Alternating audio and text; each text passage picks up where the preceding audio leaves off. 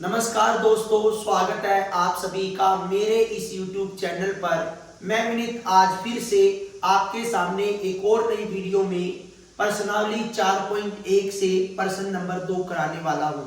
देखिए, इससे पहले जो हमने वीडियो डाली थी उसमें हमने प्रश्नावली 4.1 का प्रश्न संख्या 1 डाला था और उसमें हमने आपको ये बताया था कि निम्न में से कौन सा द्विघात समीकरण है, यानी कि जांच करके बताना था। और हमने आपको 1 बाय 1 करके उसके के आठों पार्ट आपको सिखाए थे। और आज हम जो कराने वाले हैं द्विघात समीकरण में प्रश्न नंबर 2 कराने वाले हैं। और यहाँ पे कह रहा है निम्न स्थितियों को द्विघात समीकरणों के रूप में निरूपित कीजिए। पहला प्रश्न यहाँ पे ये आता है कि जो भी स्थिति हमें प्रश्न नंबर 2 में दे रखी है उस स्थिति को द्विघात समीकरण के रूप में लिखना है। लेकिन यहाँ पे जब हम प्रश्न को पढ़ते हैं तो वो कुछ और भी पूछता है, तो उसको भी अपने साथ साथ लेकर चलना है। जैसे कि प्रश्न नंबर 2 के पार्ट नंबर 1 में एक आयताकार भूखंड का क्षेत्रफल 528 मीटर स्क्वायर है। क्षेत्र की लंबाई मीटरों में बात करेंगे, चौड़ाई के दुगने से एक अधिक है। हमें भूखंड की लंबाई और चौड़ाई ज्ञात करनी है। हमें क्या करना है? भूखंड की लंबाई और चौड़ाई ज्ञात करनी है। सबसे पहले हमें क्या दे रखा है? एक आयताकार भूखंड का क्षेत्रफल।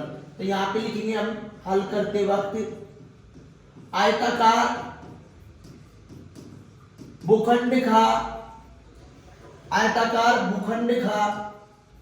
का क्षेत्रफल बराबर दे रखा है 528 मीटर स्क्वायर। आगे इसने कहा क्षेत्र की लंबाई जो है चौड़ाई के दुगने से। अब जिसके दुगने से, अब वो कह रहे हैं लंबाई जो है चौड़ाई के दुगने से एक अधिक है, तो चौड़ाई कितनी है भैया? तो हमें चौड़ाई ही मानकर चलनी है। तो यानी कि माना आयताकार भूखंड की चौड़ाई ले लेंगे हम x मीटर। हिंदी में भी लिख लो, इंग्लिश में भी लिख सकते हैं आप। अब हमें लंबाई बतानी है, तो आयताकार भूखंड की लंबाई क्या कर रहा है कि दुगने से, चौड़ाई के दुगने से एक अधिक। हमने ये लिख लिया, दो चौड़ाई के दुगने से एक अधिक लिख लिया मीटर। अब प्रश्न अनुसार चलते हैं।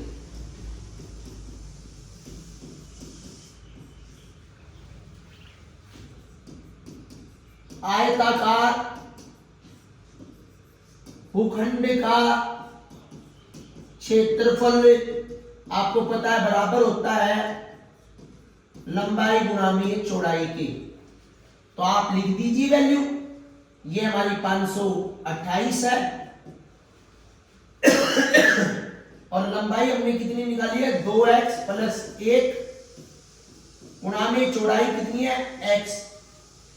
तो हम इस x की गुणा इन दोनों में करेंगे। 528 एच 2x की x में 2x स्क्वायर, x की 1 में तो 1x। अब इसको हम इधर लेके आएंगे, ये बन जाएगा हमारा पहला स्टेप कंप्लीट, द्विघात समीकरण। और द्विघात समीकरण को कैसे हल करना है ये मैंने आपको प्रश्नावली 2.2 में भी सिखाया था। वहां पे हम बहुपद को सोल्व करते थे, यहाँ पे इसको सोल्व करेंगे। देखिए, सबसे पहले हम क्या करेंगे? स्टेप नंबर 1, इसकी गुणा लास्ट वाले से। कितना आया हमारे पास? 1056। 1056 के ऐसे टुकड़े करने हैं कि 1x आ जाए, 1x आ जाए।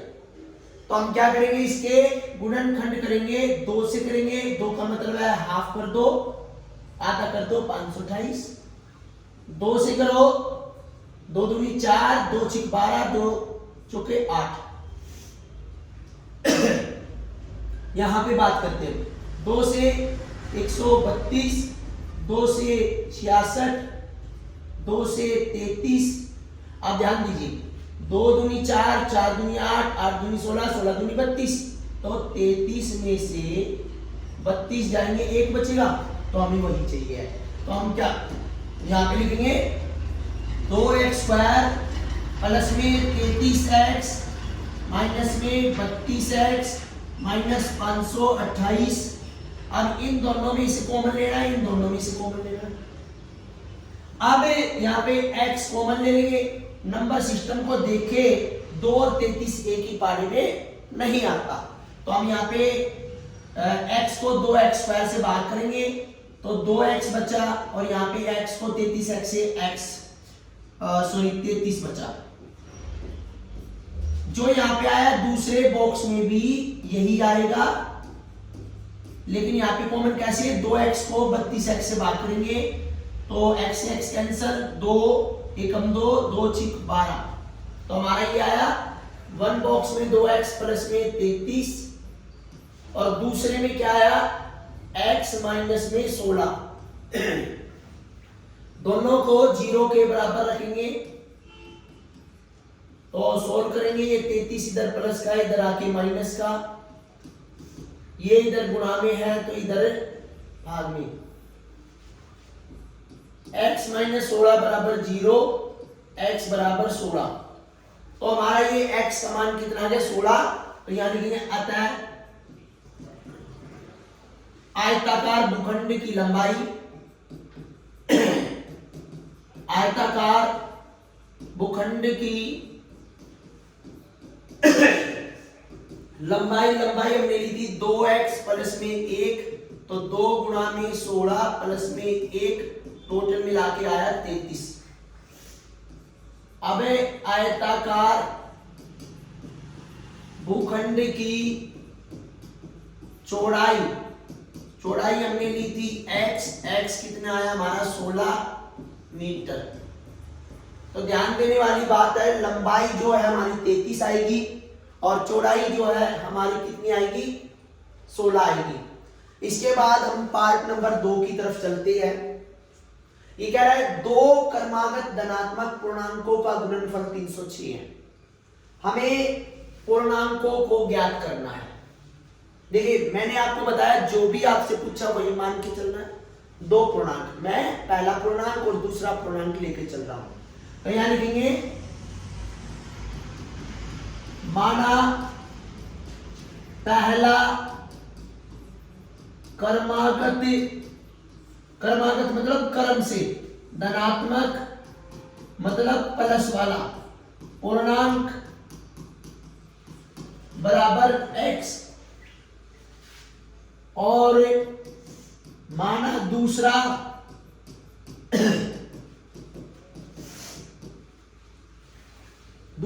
क्रमागत धनात्मक पूर्णांक x प्लस 1। अब इसने कहा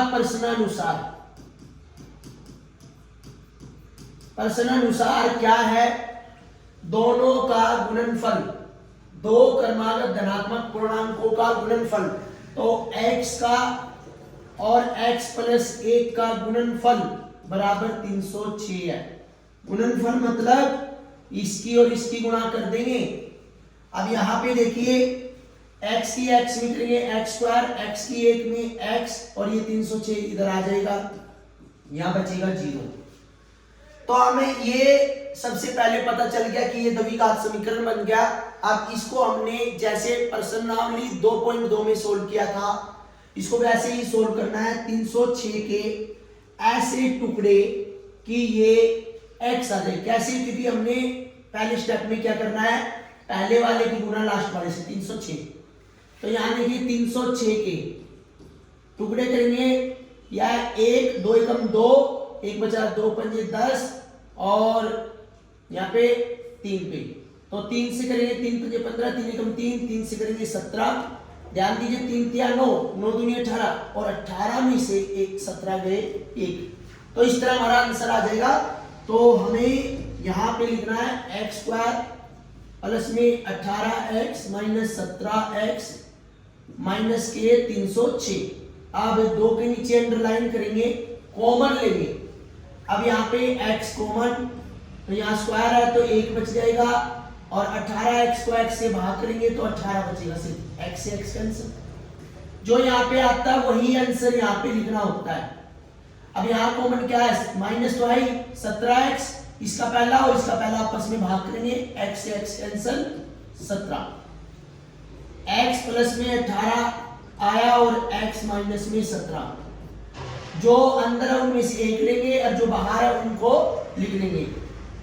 अब दोनों को लिखेंगे हमें 0 के बराबर, तो x का मान है माइनस के 18, x माइनस 17 बराबर 0, तो x का मान आया 17। ध्यान दीजिए, अब जो वैल्यू पॉजिटिव होती है उसको लेके चलते हैं, तो यहां लिखेंगे अतः पहला क्रमागत धनात्मक पूर्णांक बराबर x, x लिया तो x कितना है हमारा 17, और दूसरा क्रमागत धनात्मक पूर्णांक x प्लस 1, तो 17 प्लस में 1 बराबर हो गया हमारा 18। तो यहाँ पे पहला और दूसरा क्रमागत धनात्मक पूर्णांक लिया और दोनों की गुणा करने पे 306 आता है।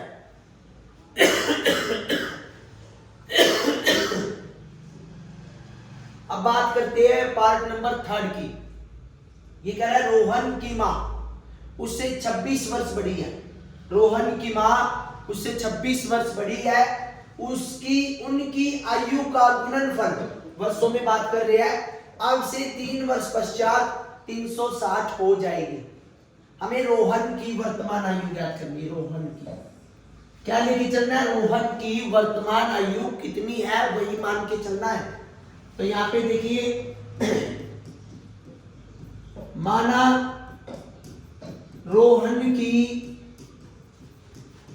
वर्तमान आयु बराबर x है, तो कितनी होगी x वर्ष,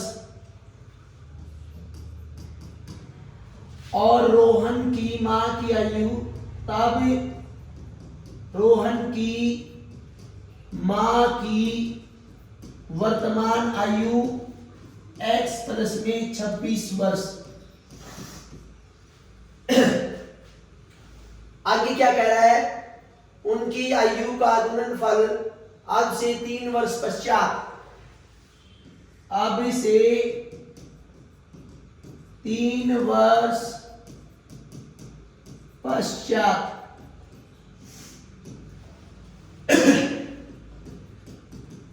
रोहन की आयु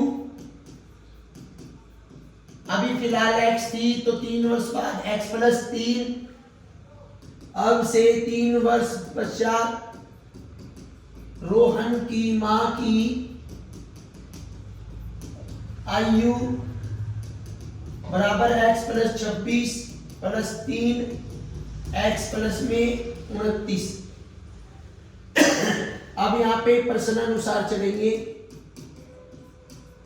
उसने क्या कहा कि इनका अब से 3 वर्ष पश्चात गुणनफल 360, तो ये रोहन है और ये रोहन की मदर है, इनका गुणनफल मतलब आपस में गुणा करने पर ये 360 हो जाएगी।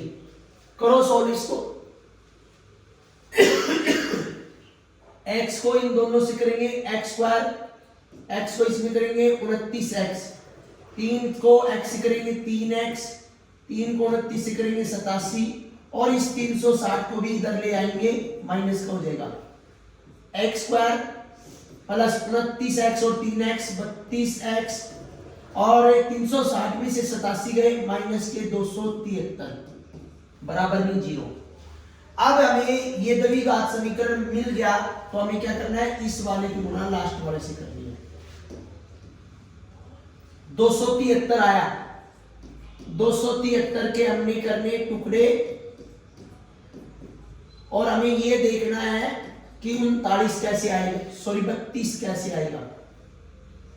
तो देखिए 13 के 39 माइनस में 7 आया 32, तो हमारा आ गया यहाँ पे। तो क्या लिखेंगे, x square 39x minus 7x minus के 273, दो के नीचे अंडरलाइन करेंगे x प्लस में 39 और यहाँ पे भी लिखेंगे x प्लस में 39, x को इससे कैंसिल माइनस के साथ, तो यहाँ पे जो अंदर है एक बॉक्स वो लिखेंगे और एक बॉक्स वो लिखेंगे जो बाहर है, दोनों को 0 के बराबर रखेंगे।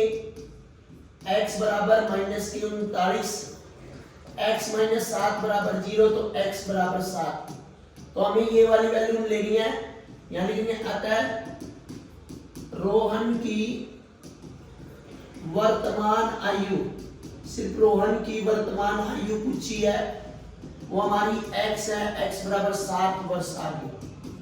ध्यान देना है यहाँ पे सिर्फ रोहन की वर्तमान आयु पूछी थी, हम रोहन की वर्तमान आयु आपको बताएंगे कितनी आई है हमारे यहाँ पे 7। अब हम बात करते हैं पार्ट नंबर 4 की और इसके बाद ये प्रश्नावली समाप्त हो जाएगी। देखिए जो भी स्टूडेंट हमारे चैनल पर नए हैं वो हमारे चैनल को सब्सक्राइब करें, वीडियो ज़्यादा अच्छी लगे तो ज़्यादा से ज़्यादा शेयर करें। अब हम पार्ट नंबर 4 की तरफ चलते हैं। ये कह रहा है एक रेलगाड़ी 480 किलोमीटर की दूरी एक समान चाल से तय करती है। देखिए 480 किलोमीटर की दूरी एक समान चाल से तय करती है। यदि इसकी चाल 8 किलोमीटर प्रति घंटा कम होती तो वह उसी दूरी को तय करने में 3 घंटे अधिक समय लेती। हमें रेलगाड़ी की चाल ज्ञात करनी है, तो रेलगाड़ी की चाल ही मानकर चलनी है। यहाँ पे कह रहा है एक रेलगाड़ी 480 किलोमीटर की दूरी एक समान चाल से तय करती है, तो यहाँ लिखेंगे रेलगाड़ी द्वारा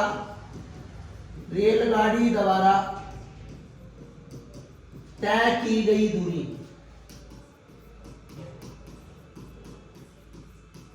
रेलगाड़ी द्वारा तय की गई दूरी कितनी है 480 किलोमीटर। माना रेलगाड़ी की चाल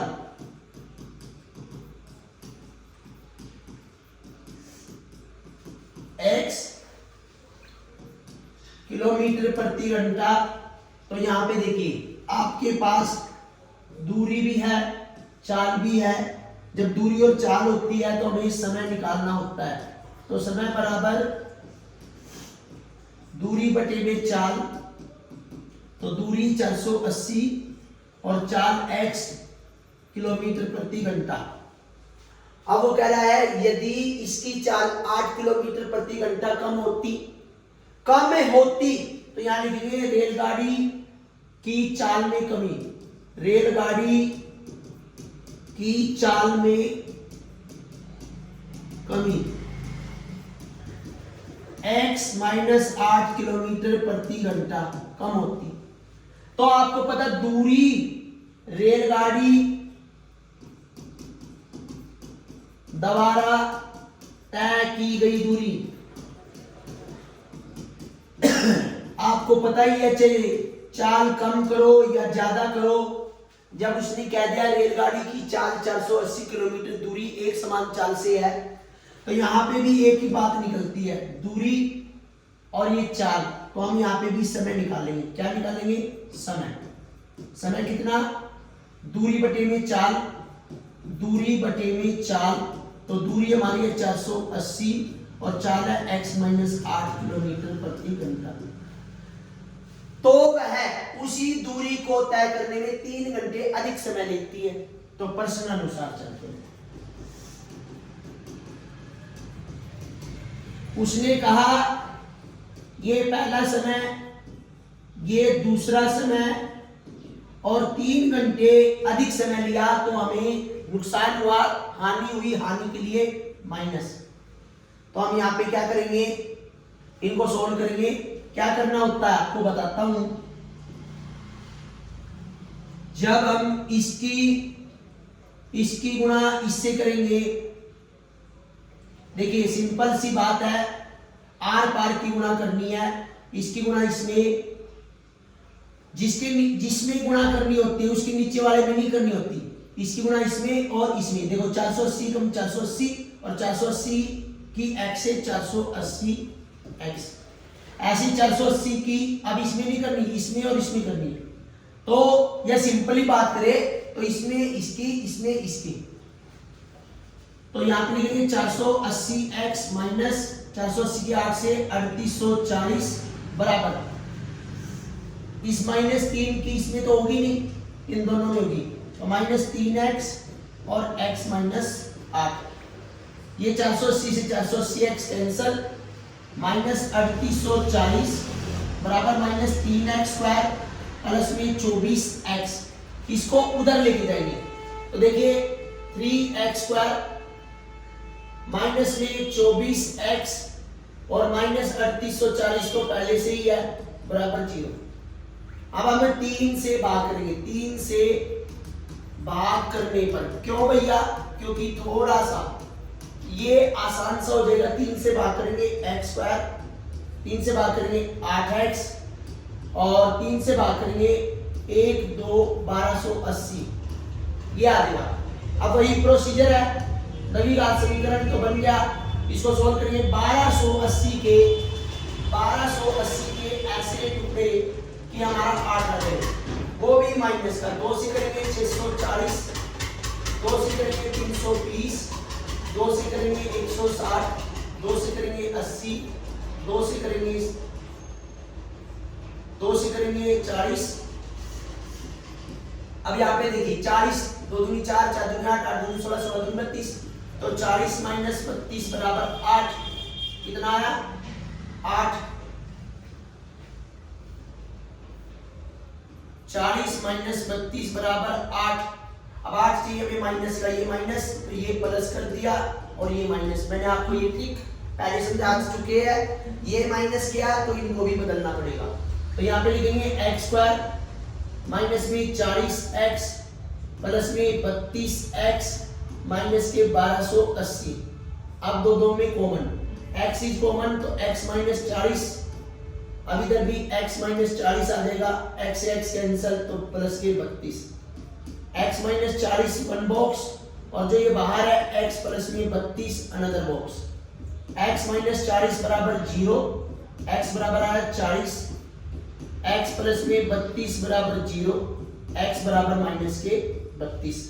देखिए यहाँ पे हम पॉजिटिव वैल्यू लेके चलते हैं तो यानी कि अतः रेलगाड़ी की चाल कितनी हो जाएगी हमारी x, तो x हमारी 40 किलोमीटर प्रति घंटा। तो देखिए हमें रेलगाड़ी की चाल ज्ञात करनी थी और इन चारों सवालों के अंदर मैं आपको बताऊं चारों के चारों सवाल आपके एग्जाम के लिए बहुत ही ज्यादा इंपॉर्टेंट है। सबसे मोस्ट इंपॉर्टेंट क्वेश्चन जो है आपका रेलगाड़ी वाला और 2 क्रमागत धनात्मक पूर्णांक वाला।